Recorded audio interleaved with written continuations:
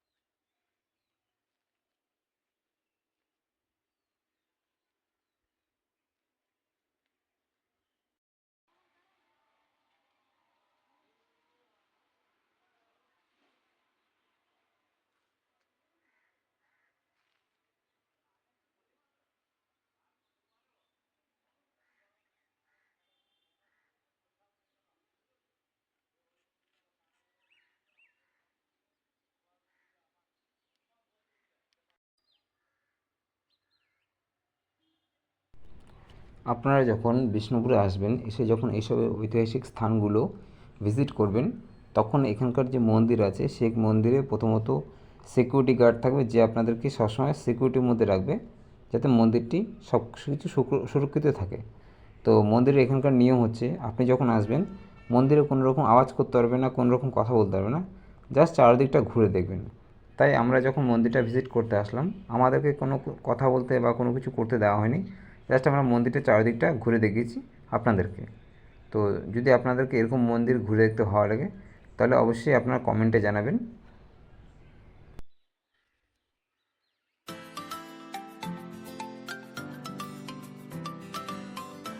আমি এখন আছি জোরবাংলা মন্দির। তো এই যে মন্দিরটা আছে, মন্দিরটা অনেক দিনের পুরনো। তো আপনারা তো দেখতে পাচ্ছেন এটা যে ইটের কারুকার্যগুলো আছে। হ্যাঁ,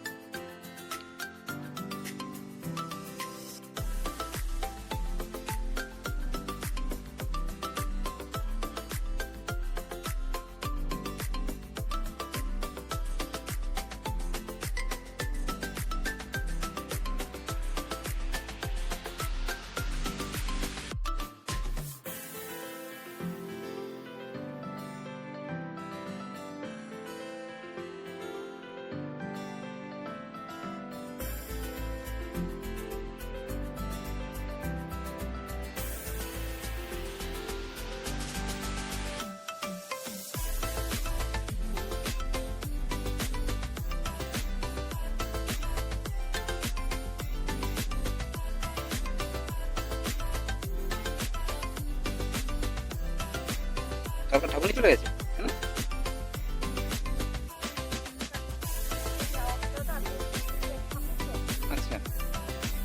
এটা রাধাকৃষ্ণ মন্দির ছিল? আচ্ছা, মানে এটা কি কোনো, যে মূর্তিটা ছিল ওটা কি কোনো মানে ধাতব মূর্তি ছিল নাকি যার জন্য নিয়ে গেছে? আচ্ছা, রাজুদা বাড়িতে এখনো আছে? মানে রাজবাড়িতে জেলে বলে যে,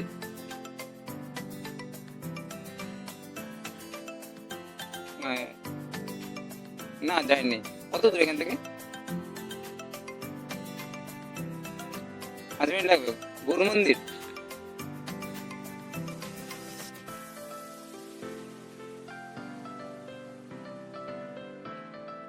আচ্ছা, মানে সব পরপর আছে নাকি? হ্যাঁ, আচ্ছা। মানে এগুলো সব কি মাটি তৈরি? আচ্ছা আচ্ছা, মানে যা এখন আছে সব মূর্তি মাটি তৈরি না? যে হরিণ ফরিণ সবগুলো? আচ্ছা, এগুলো তারা কাটে আচ্ছা।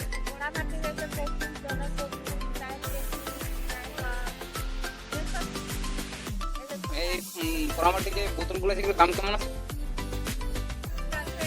টাকা রাখছে 150 টাকা রাখছে 7 টাকা রাখছে আচ্ছা, বুঝলাম। কোনটা ইচ্ছা হলে 7 টাকা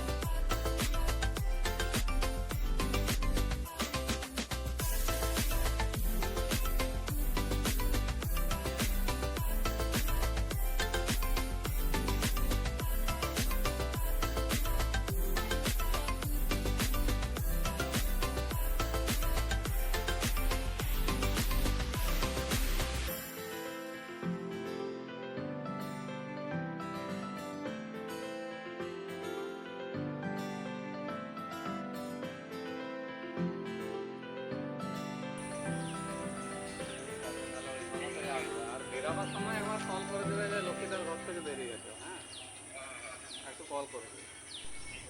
এখন আমি দাঁড়িয়ে আছি বিষ্ণুপুরের এক ঐতিহাসিক শ্যামারায় মন্দিরের সামনে, যেটি 1643 সালে মল্ল রাজা রঘুনাথ সিং এর অসাধারণ টেরাকোটা মন্দিরে নির্মাণ করেছিল।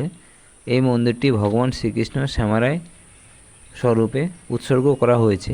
এই মন্দিরটির সর্বোচ্চ বড় আকর্ষণ হলো এর 5টি চূড়া এবং দেওয়ালে জুড়ে থাকা অপূর্ব টেরাকোটা কারুকার্য। এখানে রামায়ণ, মহাভারত এবং শ্রীকৃষ্ণের জীবনের নানান ঘটনা অন্তত নিখুঁতভাবে ফুটিয়ে তোলা হয়েছে। শত শত বছর পেরিয়ে গেলেও এই মন্দিরের আজও বাংলার শিল্প, স্থাপত্য এবং ঐতিহাসিক এক অন্য নিদর্শন। আপনি যা বিষ্ণুপুরে ঘুরতে আসতে পারেন, তাহলে শ্যামারায় মন্দিরে অবশ্যই আপনার ভ্রমণের তালিকায় রাখবেন।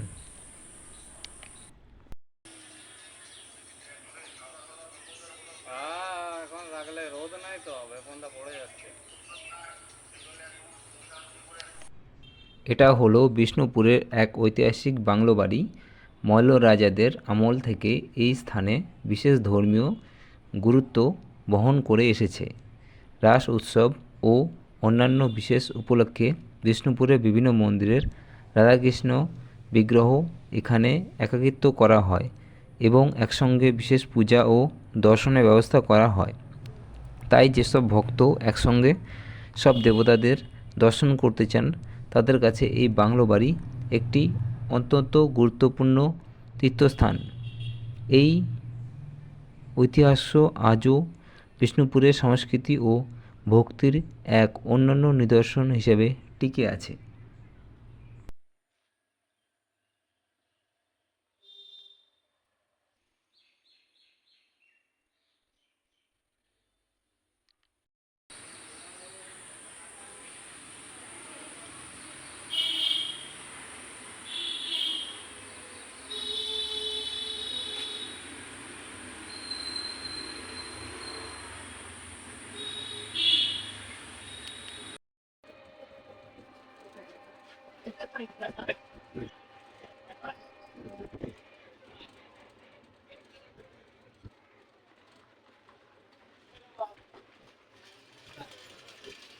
চল